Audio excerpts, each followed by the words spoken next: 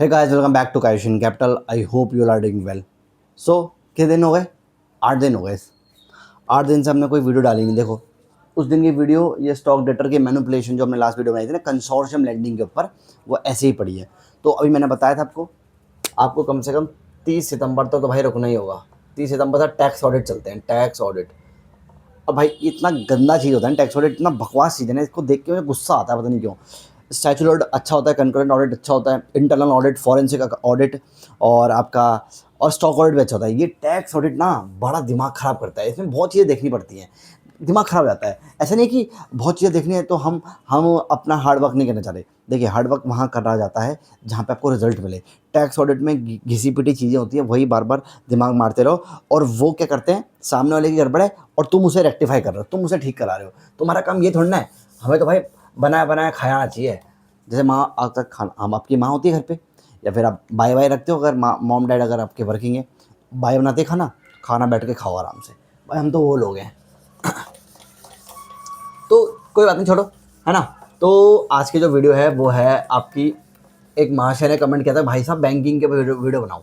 तो ये लो भाई, ये वीडियो बैंकिंग के ऊपर ही है, बट बैंकिंग के ऊपर भी नहीं है, ये अकाउंटिंग कंसेप्ट भी है, बैंकिंग कंसेप्ट भी है, फॉरेंसिक अकाउंटिंग में भी आपकी हेल्प करेगा, और इक्विटी रिसर्च एनालिस्ट अगर आप बनना चाहते हो तो भी आपकी हेल्प करेगा। देखिए, हम कोई इक्विटी रिसर्च एनालिस्ट नहीं है, हम तो ऑडिटर हैं, और जो हमने सीखा है वो आपके साथ हम शेयर कर रहे हैं। और हम इस वीडियो में एग्जाम्पल लेंगे बैंकिंग सेक्टर का। और आज की जो वीडियो है वो है आपकी ऑपरेटिंग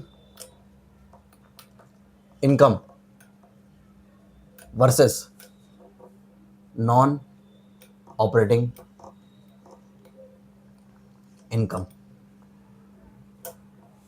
आई थिंक जब हम 11th 12th में थे ना, तो हमने ये चीज़ का नाम भी नहीं सोचा, क्योंकि अब जो 11th 12th में सीबीएसई का बोर्ड जैसे जैसे रिवाइज हो रहा है, सरकारें आती हैं तो रिवाइज होता है, और समय के साथ साथ सरकार ना भी आए तो भी जो करिकुलम बनाने वाले हैं ना, वो रिवाइज करते हैं, ठीक है। तो अब 11th 12th का जो सिस्टम है बदल चुका है भाई। अब तो जीएसटी भी पढ़ा रहे हैं, मेरे हिसाब से जीएसटी पढ़ा रहे हैं। हमारे टाइम में जीएसटी था भी नहीं, जब हम थे 12th में तब जीएसटी आया था नया नया, 2018 में। 2018 में, और मैं 12th पास आउट की थी मैंने, तो तब जीएसटी नया नया आया था। उसके टाइम मतलब क्लासेस वगैरह चल रही होंगी जो भी है, तो हमने पढ़ा नहीं, ठीक है। अब तो टीडीएस जीएसटी सब पढ़ाया जा रहा है अकाउंट्स में, ठीक है। तो आज के जो टॉपिक है वो है operating income versus non operating income. तो इसको समझने से पहले आप ये समझो कि आपको पहले समझना पड़ेगा एक business model. Business model, what is this business model? You have to understand what the company is doing. Company क्या काम करती है, चाहे वो कोई सी भी कंपनी हो, चाहे वो बैंकिंग कंपनी हो बीसी, चाहे वो इंश्योरेंस कंपनी हो, चाहे वो मैन्युफैक्चरिंग कंपनी हो, चाहे वो एफएमसीजी हो जो रिटेल कंपनीज होती हैं, चाहे वो हॉस्पिटल हो, और क्या रह गया, एग्रीकल्चर हो, है ना। एग्रीकल्चर कंपनीज भी होती हैं, पर कंपनी मतलब ये नहीं है कि वो धान कंपनी में उगा रही है, नहीं भाई। वो क्या करती हैं, फार्मर से या ओपन मार्केट बोलते हैं ना, ओपन मार्केट से अनाज खरीदती है और उनको प्रोसेसिंग करती है। अच्छा, आशीर्वाद आटे की बात कर रहे हो? जी हाँ, बट वो एफएमसीजी में ही कवर हो गया। लेकिन ऐसे कोर कंपनीज होती है जिनका आपने नाम भी नहीं सुना होगा, वो केवल आटा ही प्रोसेस करती है। एफएमसीजी कंपनी में तो कई आ गई, एचयूएल है, HUL Hindustan Unilever limited, ITC हो गई। ये क्या करती है भाई साहब? चीनी ले लो, आटा ले लो, चावल ले लो, दाल ले लो, और शैम्पू ले लो, कोलगेट ले लो, मतलब टूथपेस्ट, कुछ भी ले लो, ये हर चीज़ बनाती है एफएमसीजी, ठीक है। तो आपको सबसे पहले क्या करना है, आपको बिजनेस मॉडल को अंडरस्टैंड करना है, what the company is doing, ठीक है। बिजनेस मॉडल सबसे पहला फोकस बिजनेस मॉडल है। तो अब सेकंड मॉडल क्या है? बिजनेस मॉडल समझने से पहले, मतलब समझने के बाद, सॉरी, आपको समझना है उसके कोर ऑपरेशंस क्या है। कोर ऑपरेशंस, अब भाई ये क्या होता है, ठीक है। अब ये समझाता हूँ मैं। अब देखिए, हम बैंकिंग का एग्जांपल लेते हैं, क्योंकि बैंकिंग के ऊपर ही वीडियो है। मेरा जो थंबनेल है वो कल सुबह डालूंगा, वीडियो तो अभी अपलोड हो जाएगी, और रात के बज रहे हैं 10:30। अब अभी आया हूँ भाई ऑफिस से 9 बजे, खाना वाना खाया है, और खाना वाना खाया, थोड़ा बहुत पढ़ा, मतलब अपनी पढ़ाई वढ़ाई करी और वीडियो बनानी शुरू कर दी। इतना टाइम नहीं मिल रहा। सितंबर 30 तक आपको इंतज़ार करना होगा, अगेन बता दूँ, सितंबर 30। फिर भी बीच बीच में हम वीडियो डालते रहेंगे। अभी हमें किस तरह टाइम मिलेगा, क्योंकि भाई आज ईद है, तो आज हम थोड़ा फ्री थे, माइंड थोड़ा ज़्यादा थका हुआ नहीं है, हमने वीडियो बना दी, ठीक है। तो अब हम डालेंगे लगभग 31 अगस्त के आसपास, देखते हैं कैसा बनता है। बट 15 सितंबर तक तो मान के चलो मोटा मोटा आपको इंतज़ार करना ही पड़ेगा। उसके बाद धड़ाधड़ धड़ाधड़ मार्च तक तो भैया मैं फ्री हूँ फिर। मार्च तक छोटे मोटे ऑडिट होते हैं, वो निपटा देंगे। तो हर दिन मान के चलो हर दिन वीडियो आएगी, लेकिन तब तक पेशेंस बना के रखो, ठीक है भाई। ठीक है, तो आपको अब समझना है कोर ऑपरेशंस। यानी मान लो आप बैंकिंग कंपनी है, बैंकिंग कंपनी का क्या काम होता है, बैंकिंग, यह है BC banking company. Banking company क्या करती है, यहाँ से उठाती है वो CASA lending, current account, saving account, CASA lending जिसे कहते हैं। इसको अलग समझाऊँ कभी, बढ़िया वीडियो बनाएंगे इसके ऊपर, कासा के ऊपर। सारे इन्वेस्टर इस पे फोकस करते हैं। करंट अकाउंट, सेविंग अकाउंट, ये इन पे बैंक जनरली इंटरेस्ट देता है। करंट अकाउंट में तो नहीं मिलता, लेकिन सेविंग अकाउंट में तो मिलता है, इसे ऐसे कासा लैंडिंग कहते हैं। FD, RD, होलसेल डिपॉजिट, इन सब पे बैंक इंटरेस्ट देता है। और यहाँ पर क्या करते हैं, इसी पैसे को उठाकर, मतलब जो पैसा जमा करा FD वगैरह का, ये पैसा उठाकर सामने चिपका देता है, किसको, लोन्स एंड एडवांसेस में बोरोवर, इनको कहते हैं बोरोवर। और जो यहाँ पैसा जमा कर रहा है उनको कहते हैं डिपॉजिटर। ओह अच्छा, ये भी डेफिनेशन होती है, हाँ। तो जो पैसा जमा कर रहा है वो क्या होता है, डिपॉजिटर। और जो पैसा बैंक से ले रहा है वो कौन था, बोरोवर, ठीक है भाई। DB, ठीक है भाई। अब बैंक यहाँ से इंटरेस्ट गेन करता है, तो यहाँ से इंटरेस्ट दे रहा है, यहाँ इंटरेस्ट ले रहा है। अच्छा, तो जहाँ इंटरेस्ट दे रहा है वो होता है बैंक के लाइबिलिटी। अभी मोटा मोटा समझो, एसेट। और एसेट क्या होती है, ये, क्योंकि बैंक यहाँ से इंटरेस्ट कमा रहा है, ठीक है। अब इतना समझ गए। अब समझो खेल, आपने समझ लिया। पहले बिजनेस मॉडल समझेंगे। इंश्योरेंस कंपनी है, इंश्योरेंस कंपनी का बिजनेस मॉडल क्या होता है भाई, प्रीमियम लेती है, क्लेम पे करती है, प्रीमियम लेती है, क्लेम पे करती है। This is core operations. Business model समझ लिया। इंश्योरेंस करती क्या है, आपका इंश्योरेंस करती है। अब उसका कोर ऑपरेशन क्या है, यहाँ से प्रीमियम उठाती है मार्केट से, और जो लोग मर गए, किसी गाड़ी ठुक गई, कहीं आग लग गई, कहीं अर्थक्वेक आ गया, तो उनका क्लेम, वो क्लेम ठोकते हैं कंपनी के ऊपर, वो क्लेम ठोकते हैं। ये नहीं मैं तो ये कोर्ट में देख लूँगा। वो क्लेम ठोकने का मतलब ये होता है कि उन्होंने बोला, सर जी आपने हमारा 1 करोड़ का क्लेम किया, मतलब इंश्योरेंस किया था ना, हमारे वहाँ आग लग गई है, तो वहाँ पे जाके आप अपने सर्वेयर वगैरह भेज दो, जो कि इंश्योरेंस, जो हमारी अभी प्लेलिस्ट बनाई हुई है भाई, इंश्योरेंस पे वीडियो आएंगी धड़ाधड़, तो इंश्योरेंस में हम कवर करेंगे, बट मोटा मोटा बता रहा हूँ। तो यहाँ से हमने इंश्योरेंस कंपनी का ऑडिट किया है 2 साल तक, तो हमें एकदम डेप्थ में पता है कि इंश्योरेंस कंपनी करती क्या है, बेसिकली करती क्या है। तो यहाँ से क्लेम आया, मानो ऋषिकेश में आग लग गई किसी गोडाउन में, तो ये मैं आपको बता रहा हूँ, रियल इंसिडेंट है। तो ऋषिकेश में 27 करोड़ का जो गोडाउन था वो जल गया, और 100 करोड़ का इंश्योरेंस क्लेम, मतलब 27 करोड़ का जो क्लेम ठोक दिया होता, 27 करोड़।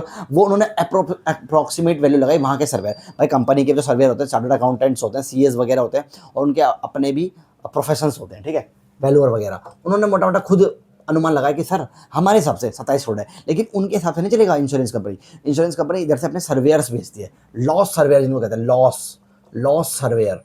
वो सर्वे करने जाएंगे, फिर पता लगाएंगे, और 27 करोड़ एक बहुत बड़ा अमाउंट होता है इंश्योरेंस की बैलेंस शीट पे चिपकने के लिए कि हमने क्लेम पे किया है। एकदम क्लेम पे किया गया तो तुरंत बैलेंस शीट गिर जाएगी, मतलब आपका सॉरी प्रॉफिट एंड लॉस गिरेगा, तो प्रॉफिट एंड लॉस गिरा तो अल्टीमेटली नेट प्रॉफिट गिरेगा, नेट प्रॉफिट से बैलेंस शीट गिरेगी, जो भी है। तो ये अभी कभी और चर्चा करेंगे, ठीक है भाई। अभी मोटा मोटा समझो, 27 करोड़ का जो आपका रुड़की में जो आग लगी थी ना, सॉरी ऋषिकेश में, तो उसको क्लेम को पे करने में 2 साल लग गए थे, हमें याद है, अभी भी याद है। इसी साल हुआ है वो क्लेम पे, 27 करोड़ का, जितना उन्होंने मतलब अप्रोक्स वैल्यू निकाली थी उतने का भी पे हो गया। लॉ सर्वे ने बोला हाँ वो ठीक कह रहे हैं, उतने का ही माल चला है, जैसे उससे ज़्यादा चल गया, पर जितना क्लेम ठोक रहे हैं उतना तो दो कम से कम। तो ये इंश्योरेंस कंपनी का बिजनेस मॉडल है, ठीक है भाई। और बट हाँ, अभी जो मैंने बोला ना कि अभी बैलेंस शीट गिर सकती है, उसका ये मत बोलना कि भाई ऐसा कैसे हो गया, यानी क्लेम पे करते तो बैलेंस शीट गिरेगी, उसका लॉजिक मैं आपको समझाऊंगा बेटा, अभी नहीं। इंश्योरेंस की जब वीडियोस आएंगी ना उसमें समझाऊंगा कि बैलेंस शीट कैसे गिरती है। ज़रूरी नहीं है कि आपने कंपनी ने लॉस बुक कर दिया या फिर कंपनी ने हैवी क्लेम्स पे कर दिया तो उसे बैलेंस शीट गिरेगी, उतनी भी रह सकती है, हो सकता है कुछ और हो जाए, बट ये उसी वीडियो में समझाऊंगा। अभी इतना दिमाग ना मारे, बस इतना समझिए, जैसे किसी ने क्लेम ठोका कंपनी पे तो कंपनी को वो क्लेम पे करना होता है, ठीक है, समझो। तो ये होगा इंश्योरेंस कंपनी का बिजनेस मॉडल। बैंक का बिजनेस मॉडल क्या होता है, यहाँ से डिपॉजिट उठाया, कैश रिजर्व रेशियो मेंटेन करा, SLR रेशियो होता है, स्टैचुटरी लिक्विडिटी रेशियो, वो मेंटेन किया, और थोड़ा बहुत अपना खर्चा वर्चा मेंटेन करके आगे लैंड कर दिया, ठीक है, सिंपल। वो भी समझाऊंगा CRR क्या होता है, SLR क्या होता है, उस पर अलग से वीडियो बनाएंगे, रेपो रेट क्या होता है, फिर टी बिल रेट क्या होता है ना, हर चीज़ पे चर्चा करेंगे धीरे धीरे करके। तो अभी इस पर समझिए, आपने समझ लिया। सबसे पहले आपने बैंकिंग का बिजनेस मॉडल समझ लिया, क्या करता है, डिपॉजिट उठाया लैंड करा, अच्छा ठीक है, डिपॉजिट उठाया लैंड करा, ये डिपॉजिट है, और ये land LNA, loans and advances, ठीक है। अब यहाँ इंटरेस्ट देगा, इंटरेस्ट देगा, और यहाँ इंटरेस्ट कमाएगा, तो इन दोनों के बीच का डिफरेंस होता है net interest income. Net interest income. ओ, इंटरेस्ट पे फोकस करना भी, तो ये बैंक का कोर ऑपरेशन है। कोर, कोर यानी बैंक डिपॉजिट भी करता है, बैंक डिपॉजिट भी करता है और लैंडिंग भी करता है। This is core operation of the business. लेकिन खेल ये है, बैंकिंग का थोड़ा टर्मिनोलॉजी अलग है, बैंकिंग का बिजनेस मॉडल अलग है। यहाँ पे भी दो चीज़ें निकल के आ जाती है, एक होती है fees base non interest income, या फिर नॉन इंटरेस्ट ऑपरेटिंग इनकम, कई प्रकार से इसको बोलते हैं, है ना, नॉन इंटरेस्ट इनकम। अगर नॉन इंटरेस्ट इनकम बोलेंगे तो NII, तो ये भी NII हो जाता है, NII, और ये भी NII हो जाता है। यहाँ पे लोग फोकस नहीं कर पाते और कंफ्यूज हो जाते हैं। तो आपको याद रखना है fees based non interest operating income, NIOI या NOI कह दो, नॉन ऑपरेटिंग इनकम नहीं, नॉन इंटरेस्ट ऑपरेटिंग इनकम। अब ऑपरेटिंग क्या होता है, ये है मेन वर्ड। इंटरेस्ट तो मैंने समझा दिया आपको, इंटरेस्ट मेन वर्ड था, वो मैंने समझा दिया। अब कोर ऑपरेशन को समझने के लिए आपको समझना पड़ेगा कि जो बैंक है वो काम कैसे करता है। देखिए ऑपरेटिंग में एक एग्जांपल देता हूँ आपको। एक बंदा है जो 50,000 हर महीने कमाता है, और एक बंदा है जिसको एक झटके में 10 लाख रुपए मिल गए। यानी मान लो ये आदमी है, और ये इसका पुत्र है, और ये इसका और पुत्र है, यानी ये दादा है, ये फादर है, और ये सन है, DFS। दादाजी ने अपनी जो ज़मीन है वो उसके नाम कर दी, ठीक है। अब दादाजी टपक गए। अब पिता बोले, भाई मैं तो वैरागी हूँ, तेरी माँ और मैं, मतलब इसकी माँ सन की, तेरी माँ और मैं तो 2 रोटी में भी अपना समय काट लेंगे, अपना घर बार काट लेंगे, अपना पेट वेट को काट लेंगे, कोई दिक्कत नहीं, हमें 2 रोटी हमारे लिए बहुत है। तो एक काम कर, मैं तेरे नाम पे डीड बनाता हूँ, तो एक ट्रांसफ़र डीड बन जाएगी, तो इसके नाम पे प्रॉपर्टी ट्रांसफ़र हो गई। अब लड़के को लगी खुजली, आजकल जेनजी का दिमाग बहुत ज़्यादा चलता है, तो बोला यार मैं तो अपना कमा ही रहा हूँ ना, मेरी जॉब तो लगी जाएगी। कमा ही रहा हूँ इन द सेंस, हो सकता है कि कोई इंटरेस्ट का इनकम करता हो, कोई बिजनेस वगैरह करता हो छोटा मोटा। तो अभी ये सोच रहा है, अभी बीकॉम वगैरह कर रहा है, मान लो ये बीकॉम वगैरह कर रहा है, ठीक है, तो छोटा मोटा धंधा करता होगा। मतलब जैसे हम करते थे स्कूल में क्या करते थे, मान लो मेरे को कैसे, मैं अपना सिनेरियो बताता हूँ। मुझे किसी लड़के ने बोला कि भाई जन्मे एक काम कर, मेरे पास है माइक्रोमैक्स का फ़ोन है, उस टाइम माइक्रोमैक्स का फ़ोन आता था, लावा माइक्रोमैक्स और MI के तो आते ही थे। तो उसने मुझे माइक्रोमैक्स का फ़ोन दिया। उसने बोला जन्मे भाई ये ना एक माइक्रोमैक्स का फ़ोन है, इसको ना, ये 5,000 का है, आज की डेट में इसकी अब हम WD भी देखें, रिटर्न डाउन वैल्यू, तो 5,000 है। तो इसका काम करना है, इसको 6,000 में बिकवा दे। तो 500 तो रख लियो, 500 मतलब 5,000 मेरे, और 500 रुपये के कमीशन तू ले लियो, मतलब मोटा मोटा 6,000 में बेचेगा, तो 500 रुपये कमीशन मेरी, 500 की तेरी, ठीक है। और जो 5,000 है, जिसका जहाँ से वो लड़का फ़ोन लाया उसको देगा ना 5,000 रुपये, समझे। तो 6,000 का जो फ़ोन है, मतलब 5,000 का जो फ़ोन है वो तुझे 6,000 में बेचना है। तो बेसिकली कितनी कमीशन बनी, 1,000 रुपये। तो मोटा ये समझो, तो ये लड़का भी ऐसे ही करता है, मान लो ये चल गया। तो अब इसको ट्रांसफ़र डेट मिली, तो उसका दिमाग चल गया, भाई अरे वाह यार, मेरे माँ बाप का तो ऑलरेडी घर है, तो एक काम करता हूँ, ये घर को बेच देता हूँ। तो इसने घर को बेच दिया, ठीक है, घर को बेच दिया। तो मान लो सब कुछ लगा के कैपिटल गेन होता है ना, जब भी आप एक एसेट को बेचते हो, कैपिटल एसेट हो, जब इनकम टैक्स पढ़ाऊंगा तब समझाऊंगा, अभी के लिए इतना समझो। कैपिटल एसेट मतलब जो लंबे समय तक चलती है, और कैपिटल एसेट की डेफिनेशन इनकम टैक्स एक्ट में, आई थिंक अब तो डायरेक्ट टैक्स कोड आ चुका है, DTC आ चुका है। तो इनकम टैक्स एक्ट तो अब हट चुका है, डायरेक्ट टैक्स कोड आ गया है, तो वही कंपनीज एक्ट 2013 को हटा के अगर कंपनीज एक्ट 2026 आ जाएगा, तो कंपनीज एक्ट 2013 का रेलेंस थोड़ा खत्म हो जाएगा, वो उसी का नाम ही चेंज हुआ है, और थोड़ा बहुत अमेंडमेंट आ जाती है, थोड़े बहुत सेक्शन हटा के नए सेक्शन ऐड कर दिए जाते हैं। तो अब डायरेक्ट टैक्स कोड आ चुका है। तो इनकम टैक्स एक्ट के हिसाब से कैपिटल एसेट होती है, ठीक है, कौन सी, लैंड। आपने लैंड बेच दी, दादाजी की लैंड थी वो बेच दी, ठीक है। अब इस बंदे को 10 लाख का प्रॉफिट हो गया, मान लो मोटा मोटा सब कुछ टैक्स वैक्स सब हटा के, कैपिटल गेन वगैरह हटा के, भाई इतना मिल गया, ये हो गया, टैक्स वगैरह हटा के, TDS जो कटना था कट गया भाई, मेरा TDS नहीं कटता बट ठीक है कट गया, मान लो 10 लाख में, ठीक है।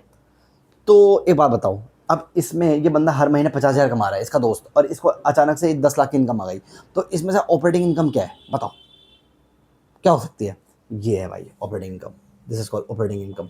ये रोज़ ऑपरेट कर रहा है ये आदमी, ये रोज़ ऑपरेट कर रहा है, हर दिन ये काम करेगा, तो महीने के एंड में इसको सैलरी मिलेगी, ये ऑपरेशन चला रहा है। लेकिन this is called non operating income, यानी ये आदमी भी मान लो कमा रहा था ना, फ़ोन वोन बेच के कमा रहा था, इसका बिजनेस था कि यहाँ से फ़ोन लाया आगे बेचा, यहाँ से फ़ोन लाया आगे बेचा, ठीक है। तो ये भी इसकी ऑपरेटिंग इनकम थी। लेकिन इसने अचानक से जो घर बेचा, ये घर बेचना इसका डेली का काम नहीं है, अनटिल अनलेस ये बंदा है ही रियल एस्टेट में। कौन, ये सन, लेकिन ये रियल एस्टेट में नहीं है। तो ये है आपके नॉन ऑपरेटिंग इनकम। अब बस यही आपको मुझे बताना था, ऑपरेटिंग इनकम और नॉन ऑपरेटिंग इनकम के बीच में आपको डिफरेंस पता होना चाहिए। ठीक है, ख़त्म।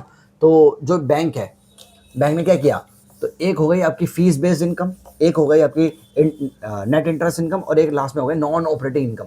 तो नॉन ऑपरेटिंग इनकम पे तो हम कभी और चर्चा करेंगे, लेकिन आप ये समझो नेट इंटरेस्ट इनकम, और ये आ गई आपकी फीस बेस्ड, लिखते जाओ भाई, fees based, sorry, non interest income.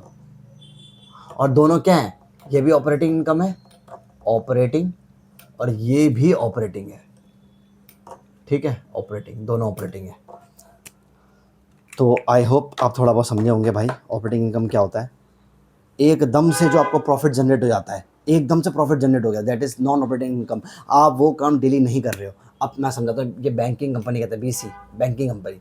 तो ऑपरेशंस, लोन्स एंड एडवांसेस देना इसका काम है। ठीक है, अब लोन्स एंड एडवांसेस दो प्रकार के होते हैं, एक होता है फंड बेस्ड लिमिट, एक होती है नॉन फंड बेस्ड लिमिट।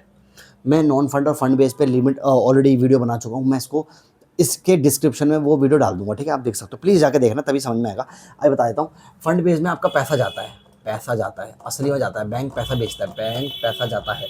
और नॉन फंड बेस में केवल एश्योरेंस जाता है, एश्योरेंस, इसमें कोई पैसा नहीं देता bank. Like bank guarantee, bank guarantee, letter of credit, ये सब नॉन फंड बेस्ड लिमिट है। फंड बेस्ड लिमिट में आते थे आपकी CC limit, cash credit limit, term loans, WCDL, working capital demand loan. इसमें बैंक से बोरोवर पैसा मांगता है, बैंक पैसा छोड़ता है, बैंक पैसा छोड़ता है, मतलब उसके अकाउंट में पैसा जाता है, किसके, बोरोवर के। तो क्या होता है, अब देखिए फंड बेस्ड लिमिट में क्या होता है, आपने टर्म लोन लिया तो आपको पता है टर्म लोन, अब हाउसिंग लोन लेते हो, एजुकेशन लोन लेते हो, ये बेसिकली इनका नेचर है टर्म लोन जैसा। ये टर्म लोन है, ये आपने अपने बिजनेस के लिए नहीं लिए, आपने ये लिया है अपने लिए। मान लो मशीनरी टर्म लोन लिया है, तो ये तो हो सकता है बिजनेस के लिए हो, आपको बिजनेस में मशीनें लगानी थी, आपने मशीनरी टर्म लोन ले लिया, लेकिन इसकी EMI सेट हो जाएगी। अब वो चाहे वो मंथली हो या वो क्वार्टरली हो, वो बैंक डिसाइड कर लेगा, वो बैंक डिसाइड कर लेगा। ठीक है, उसमें तो अब ये देखो मंथली पेमेंट आ रही है, मंथली पेमेंट आ रही है, मंथली आ रही है, मंथली आ रही है, मंथली आ रही है, क्या आ रहा है, इंटरेस्ट और EMI की फुल फॉर्म होती है equated, equated, equated monthly instalment. तो ये आपकी EMI बन गई। ठीक है, ये आपकी EMI बन गई। अब हर महीने आपकी इनकम आ रही है, इंटरेस्ट आ रहा है, इसका इंटरेस्ट इनकम, तो यही है आपकी इंटरेस्ट इनकम, ये नेट इंटरेस्ट इनकम जो पढ़ा रहा हूँ ना। हालांकि ये अभी इंटरेस्ट इनकम है, नेट इंटरेस्ट इनकम क्यों होती है, मैंने बताया था ना आपको, ये इंटरेस्ट तो बैंक कमा रहा है, लेकिन आगे इंटरेस्ट देगा भी तो सही डिपॉजिटर को। तो ये जब कमाएगा तभी तो दे पाएगा। यहाँ से वो टर्म लोन से कमाएगा 10% के हिसाब से, 10% की ब्याज में। आप हमेशा याद रखना, तभी आपकी FD में अगर बैंक आपको 6% की रिटर्न दे रहा है कि भाई तो हमारे यहाँ FD करा ले 1 लाख की, हम तुझे 6% रिटर्न देंगे, वहीं दूसरी ओर जब बैंक उसी पैसे को उठा के, वो FD के पैसे को उठा के थोड़ा बहुत जमा करके ये यहाँ लैंड करता है, सामने वाले को लैंड करता है, तो वो कमाएगा वहाँ 10%, 12%। वो लोन के हिसाब से बैंक की रिस्क टॉलरेंस लेवल पर डिसाइड करता है, रिस्क टॉलरेंस, आप कितना रिस्क ले सकते हो। शेयर मार्केट में आप पैसा लगाना चाह रहे हो, तो आपकी जेब में हो सकता है 1 करोड़ हो, लेकिन आप बोलो भाई 1 करोड़ लगा दो, मैं तो नंगा हो जाऊंगा, मैं तो रास्ते पे आ जाऊंगा, एक काम करता हूँ 10 लाख रुपए लगाता हूँ। तो आप 10 लाख रुपए लगाओगे, तो 10 lakh is your risk tolerance appetite, risk tolerance capacity. Appetite मतलब भूख, आपकी भूख है भाई 10 लाख तक ही लगा सकता हूँ, 90 लाख भाई अपने बैंक में रखूँगा, अपने कैश में रखूँगा, जो भी है 10 लाख ही लगा पाऊंगा, this is called risk tolerance level. ठीक है, तो बैंक का रिस्क टॉलरेंस कितना है, बैंक बोलेगा भाई 10 में हम इसे दे देंगे, तो यहाँ से 10 कमाई और आगे 6% लैंड कर दे, तो 4% का मोटा मोटा नेट इंटरेस्ट इनकम कमा ली। ठीक है, तो ये है आपकी लोन्स एंड एडवांसेस में कमाई गई ऑपरेटिंग इनकम, और ये भी है ऑपरेटिंग इनकम, लेकिन ये है फीस बेस्ड इनकम। अब मैं ये भी समझा देता हूँ।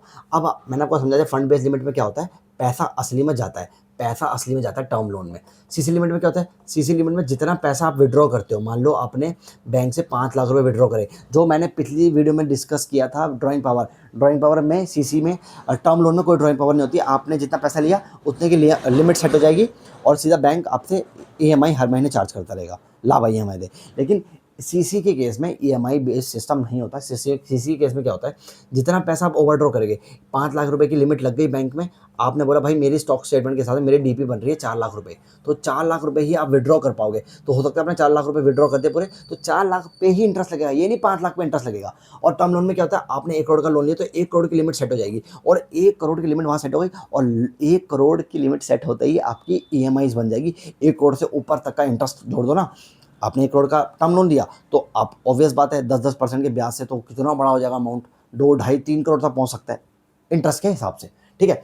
तो ये आपकी रिस्क टॉलरेंस लेवल, तो ये आपको मैंने समझाया फंड बेस्ड लेवल में क्या होता है। अब सीसी की जो इंटरेस्ट की पेमेंट आएगी वो हर महीने आएगी, वो हर महीने आती है, उसमें कोई नहीं है क्वार्टरली, सीसी की पेमेंट हमेशा हर महीने आती है, तो ये आ गई। तो जब जो पेमेंट इंटरेस्ट की इनकम हर महीने आ रही है और हर क्वार्टर में आ रही है, 3 महीने का एक क्वार्टर होता है ना, हर क्वार्टर में, दैट इज आपकी ऑपरेटिंग इनकम। और कौन सी operating income? Net interest income और ऑपरेटिंग, ऑपरेशन से जनरेट होने वाली net interest income. I hope आप समझ गए होंगे। डाउट रहेगा तो भाई उसका भी जुगाड़ कर देंगे अगली वीडियो में। अब हम समझेंगे जो सेकंड पार्ट है वही fees based income. Fees based income क्या होती है? अब देखिए मैंने बताया आपको फंड बेस्ड और नॉन फंड बेस्ड। अब नॉन फंड बेस्ड होती है आपकी बैंक गारंटी और एलसी, ये होती है फीस बेस्ड इनकम। ओ भाई, भाई फंड बेस्ड हो या नॉन फंड बेस्ड हो, दोनों बैंक के लोन एंड एडवांसेस है। बैंक आया ही मार्केट में इसलिए आपको लोन देने के लिए, लेकिन इस केस में क्या होता है, नॉन फंड बेस्ड में पैसा नहीं जाता, पैसा पैसा नहीं जाता। जब पैसा ही नहीं जा रहा तो भैया इंटरेस्ट किस चीज़ का आएगा? तो अब क्या होता है, जब भी बैंक गारंटी इशू होती है, बैंक गारंटी पे वीडियो बना चुका हूँ मैं ऑलरेडी, वो भी पिन कर, वो मतलब लिंक नीचे उसका लिंक पेस्ट कर दूंगा डिस्क्रिप्शन में। बैंक गारंटी में क्या होता है, बैंक बोलता है अपने बोरोवर से, देख तूने थर्ड पार्टी से वो करा ना एग्रीमेंट कि तू थर्ड पार्टी का काम करेगा, तो मैं तेरे बिहाफ में, बैंक बोलता है मैं बोरोवर के बिहाफ में थर्ड पार्टी को एक बैंक गारंटी इशू कर रहा हूँ कि अगर बोरोवर ने डिफ़ॉल्ट किया तो आई विल बी लाइबल। कौन? बैंक लाइबल होगा। तो जो थर्ड पार्टी को नुकसान होगा, बेनिफिशियरी जिसे कहते हैं, उस बेनिफिशियरी को मैं पेमेंट कर दूंगा एज अ बैंक। ओके, तो बैंक का एश्योरेंस गया है, केवल एश्योरेंस, यानी बैंक ने कोई पैसा दिया, आपने, आपकी और बोरोवर की मुंह जबानी हुई है, आपने और बोरोवर ने एक वो किया है, एग्रीमेंट किया है, ठीक है, एग्रीमेंट किया है कि कल को डिफ़ॉल्ट होगा तो भाई बैंक जो है वो बेनिफिशियरी को पेमेंट कर देगा। बेनिफिशियरी, आजकल तो जब एसआईपी वगैरह बनाओगे, करंट अकाउंट बनाते हो, सेविंग अकाउंट बनाते हो, तो बोलते हैं ना भाई आप मर जाओगे तो आपका बेनिफिशियरी कौन होगा? उसमें बेनिफिशियरी होते हैं, उसमें नॉमिनी बोलते हैं, नॉमिनी, आपका नॉमिनी कौन होगा? तो आजकल तो बहुत चलन चल गया है इसका। चल ठीक है, ये अच्छी चीज़ है भाई, अच्छी चीज़ है, ठीक है। तो बेनिफिशियरी को पेमेंट हो जाएगी। तो इसमें क्या होता है, बैंक गारंटी में क्या होता है, बैंक गारंटी में जब पैसा ही नहीं गया तो बैंक इंटरेस्ट क्या लेगा? अच्छा, तो इसमें बैंक क्या करता है, बैंक बोलता है भाई देख 1 करोड़ की मैंने बैंक गारंटी उसको इशू कर दी, थर्ड पार्टी को इशू हो चुकी है, और बैंक गारंटी का क्लेम पीरियड होता है, क्लेम पीरियड यानी 2 साल तक क्लेम कर सकते हो, डिफ़ॉल्ट हुआ तो। वो समझाऊंगा अलग से कभी, वैसे मैं समझा चुका हूँ आई थिंक, बैंक गारंटी की वीडियो देख लेना, मैं क्लेम पीरियड मैंने बताया हुआ है, ठीक है। 2 साल तक क्लेम ठोक सकता है थर्ड पार्टी कि भाई आपके बोरो ने डिफ़ॉल्ट करा है, ठीक है। 2 साल तक का टाइम होता है, जैसे 1 अप्रैल से इशू हो गई तो है 26 तक, तो 31 मार्च 2028 तक उसका क्लेम पीरियड होगा। 2 साल तक आप बैंक गारंटी का डिफ़ॉल्ट हुआ तो बैंक पेमेंट करेगा, 2 साल का बाद अगर क्लेम किया तो भैया चलता बंद था, बेनिफिशियरी बोलेगा भाई चलता बंद, ठीक है। तो जो 1 करोड़ की जो बैंक गारंटी इशू हुई है, इस बैंक गारंटी पे होता है फीस बुक, जिस फीस को कहते हैं कमीशन। ओहो, और इन सारे लोन में जो फंड बेस्ड होते हैं, लाइक टर्म लोन लिया आपने बैंक से, आपने सीसी लिमिट ली, तो इसमें होती है प्रोसेसिंग फीस बुक। इस पे वीडियो बनाई मैंने। ओ भाई साहब, ये प्रोसेसिंग फीस क्यों लेते हैं? तो भैया बैंकिंग जो वीडियोस डली हुई है ना, जब मैं वीडियो नहीं डालता 8-10 दिन तक, तो आप बैंकिंग की वीडियोस जाके देखो, क्योंकि बैंकिंग सेक्टर मैं को बता रहा हूँ, ऐसा बड़े भाई समझो, छोटा भाई समझो, बैंकिंग में बहुत अपॉर्चुनिटीज़ हैं। आप बैंकिंग में जाके बहुत तगड़ा काम कर सकते हो, क्योंकि बैंक में ऑडिट है, लीगल है, क्रेडिट है, और आपका बिजनेस प्रोफाइल होती है, आरएम जिनको कहते हैं, जो मार्केट में सोर्सिंग करके कस्टमर लाते हैं। फिर रिकवरी डिपार्टमेंट होता है, फ्रॉड वगैरह हो गया तो रिकवरी डिपार्टमेंट क्या करते हैं, कोर्ट में जाते हैं, और वो कोर्ट में जाके आपके डॉक्यूमेंट्स, जो बोरो ने डॉक्यूमेंट बनाए, जैसे विजय माल्या ने फ्रॉड किया तो विजय माल्या के डॉक्यूमेंट्स को लेकर कोर्ट में जाएंगे, डीआरटी में जाएंगे, डेट रिकवरी ट्रिब्यूनल में जाएंगे, और वहाँ पे फिर केस ठोकते हैं, उसमें अलग ही मजा है। तो बैंकिंग में बहुत डिपार्टमेंट्स हैं, तो अपॉर्चुनिटी भी बहुत ज़्यादा है, तो पढ़ाई कीजिए और बैंकिंग में जाइए। और हमारी जब तक वीडियो नहीं आती तो आप बैंकिंग की कोई सी वीडियो उठाओ, आपको कुछ ना कुछ समझ में आ ही जाएगा, ठीक है। तो आप इंटरव्यू तो क्रैक कर लोगे, मेरी गारंटी है, आप इंटरव्यू क्रैक कर लोगे आराम से। तो आप बस वो बैंकिंग की वीडियो देखा करो तब तक बैठ के। तो प्रोसेसिंग फीस बुक हो जाती है, तो प्रोसेसिंग फीस भी फीस बेस्ड इनकम होती है। ये भी किसमें कवर होती है? इसमें, किसमें? इस वाली में, fees based non interest income. Processing fees book होती है, यानी तूने 1 करोड़ का टर्म लोन तो ले लिया भाई, तू तो हमको ईएमआई दे देगा, लेकिन इस टर्म लोन को प्रोसेस करने में हमारा जो टाइम खत्म हुआ है उसका भरपाई कौन करेगा? तो बैंक क्या करता है, प्रोसेसिंग फीस लेता है one time. Like suppose 1 crore का लोन लिया तो बोलेगा भाई 1 करोड़ का 1% दे दे, 1 लाख प्लस जीएसटी, 18% जीएसटी लग जाता है, खत्म। 1 लाख 18,000 खटक से उसका अकाउंट डेबिट हो जाता है, पैसा कट जाता है। अच्छा, समझ गया, ठीक है। तो ये है आपका पूरा कंसेप्ट फीस बेस्ड इनकम का। फीस बेस्ड इनकम मतलब जहाँ पे फीस आ रही है वो आपकी ऑपरेटिंग इनकम तो है, वो ऑपरेटिंग इनकम तो है, लेकिन वो क्या है, नॉन इंटरेस्ट ऑपरेटिंग इनकम। वहाँ पे इंटरेस्ट नहीं आ रहा, वहाँ पे आपकी फीस आ रही है। तो जैसे ही बैंक गारंटी इशू होती है तो बैंक बोलता है भाई हमें कमीशन चाहिए, कमीशन। तो कमीशन भी इसी तरह होती है। फंड बेस्ड लिमिट में हमेशा याद रखना, फंड बेस्ड लिमिट में हमेशा प्रोसेसिंग फीस कटती है, और नॉन फंड केस में हमेशा कमीशन कटती है। कि मेरी बैंक गारंटी जो मैंने इसी करी है अपनी इज्जत को ताक में रखते हुए। ओए बोरोवर सुन, तूने हमें से एग्रीमेंट किया, अब थर्ड पार्टी कौन है, मान लो गवर्नमेंट डिपार्टमेंट है, मोदी जी का कोई डिपार्टमेंट है या कोई पीएसयू डिपार्टमेंट है। अगर पीएसयू क्लेम्ड होता तो बैंक की बदनामी होती है, रेपुटेशनल रिस्क आता है। देख तेरे भी यहाँ पे हमने किसी मान लो बीएचएल को, भारत हैवी इलेक्ट्रॉनिक्स लिमिटेड, या फिर सेल को, गेल को हमने बैंक गारंटी इशू कर दी, और कल को मान लो तूने ब्रीच किया अपनी ड्यूटी का और उसने हम पे क्लेम ठोक दिया, डिमांड लेटर भेज दिया, तो यार हमारी जो इज्जत है ना वो साक पे लग जाएगी, वो ताक पे लग जाएगी। तो ये भी एक रिस्क होता है, इसलिए हमें कमीशन दे। तो कमीशन बेस्ड इनकम होती है, कमीशन बेस्ड, इसे कहते हैं फीस बेस्ड इनकम। तो कमीशन बुक हो जाएगी। 1 करोड़ की गारंटी इशू करी तो जनरली 1% कमीशन होता ही है, बहुत ही कम होता है, 0.25 0.5 मैक्सिमम पहुंचता है 1% मैक्सिमम। क्योंकि कमीशन भाई बैंक गारंटी में पैसा ही नहीं गया, टर्म लोन में तो एटलीस्ट बैंक ने पैसा दिया, तो हो सकता है बैंक 2% फीस चार्ज कर रहा है या 1%, लेकिन बैंक गारंटी में बैंक ने बस अपनी रेपुटेशन दी है, अपनी रेपुटेशन को ताक पे रखा है। उसके लिए क्या वो 1% कमीशन लेगा? एक बात बताओ, 1 करोड़ रुपए तो तुमने दिया ही नहीं, 1 करोड़ रुपए तुमने बेनिफिशियरी को केवल 1 करोड़ की बैंक गारंटी दी है, तो 1 करोड़ रुपए की बैंक गारंटी के लिए क्या आप 1 लाख रुपए की फीस बुक करोगे? हो सकता है 1% की फीस बुक हो गए। तो कॉमन लॉजिक कहता है नहीं, तो 0.5 हो जाती है बेसिकली। कितना हुआ 0.5? 50,000 रुपये। तो 50,000 प्लस जीएसटी तो कटेगा, क्योंकि बैंक एक जीएसटी रजिस्टर्ड एंटिटी होती है और सर्विस है। आपने अपने फर्दरेंस ऑफ बिजनेस जिसे कहते हैं, सीए इंटर वगैरह में आप कर रहे हो, सीए सीए में कर रहे हो, तो आपको पता होगा ये फर्दरेंस ऑफ बिजनेस है। बैंक अपने बिजनेस को चलाने के लिए जो एक्टिविटी करता है जिसे कहते हैं इन द कोर्स और फर्दरेंस ऑफ बिजनेस। तो मैं अपने कोर्स में मैंने बैंक गारंटी इशू करी, वहाँ से कमीशन कमाया, तो उस कमीशन पे जीएसटी कटेगा। तो आई होप आप समझे होंगे करना क्या है। सबसे पहले आपको as an auditor, as an analyst आपको क्या करना है, सबसे पहले आपको बिजनेस मॉडल समझना है। बिजनेस मॉडल आपने समझ लिया कि भाई चप्पल बनाने की फैक्ट्री है, तो रॉ मटेरियल कहाँ से आता है, प्रोसेस होता है, बिकता है। अच्छा, तो इसका काम ये है कि अगर ये चप्पल बनाएगा और बेचेगा तो इसका ऑपरेशन से जनरेट होने वाला पैसा ऑपरेटिंग इनकम है। ओके, तो आपको पीएनएल देखना पड़ेगा, प्रॉफिट एंड लॉस में ये चीज़ें आती हैं, ठीक है। और कैश फ्लो में आपको पता लग जाएगा, कैश फ्लो में पैसा आता है, डेटर से पैसा आया, परचेजर को पैसे दिए, रॉ मटेरियल के पैसे दिए हमने सप्लायर को, तो ये ले पैसे दिए, ठीक है, क्रेडिटर को पैसे दिए, परचेजर नहीं, सॉरी परचेजर मैंने गलत बोल दिया, क्रेडिटर को पैसे देने, परचेजर नहीं, परचेजर तो हम है भाई, परचेज हमने किया है। हाँ, तो हमने सामने वाले परचेज किया, हम पैसा देंगे, तो कैश फ्लो में आपको पता लग जाएगा, ठीक है। तो ये है पूरा कंसेप्ट फीस बेस्ड इनकम, ठीक है। नॉन इंटरेस्ट इनकम में समझा दिया, ये डिपॉजिट से उठाए और इनको इंटरेस्ट दिया, ये लोन्स एंड एडवांसेस दिए, यहाँ से इंटरेस्ट उठाया, और इन दोनों के बीच का जो डिफरेंस है, दिया और लिया, तो ये हो गया आपका नॉन इंटरेस्ट इनकम, है ना, सॉरी नेट इंटरेस्ट इनकम। भाई इसमें कन्फ्यूजन सबको होती है, तो नेट इंटरेस्ट इनकम एनआईए। अब नेट इंटरेस्ट इनकम क्या है कि एक ऑपरेशन से रिलेटेड इनकम है, तो ये है ऑपरेटिंग इनकम, यहाँ से उठाया यहाँ से दिया, यहाँ से उठाया यहाँ से दिया, ये बैंक का बिजनेस मॉडल है।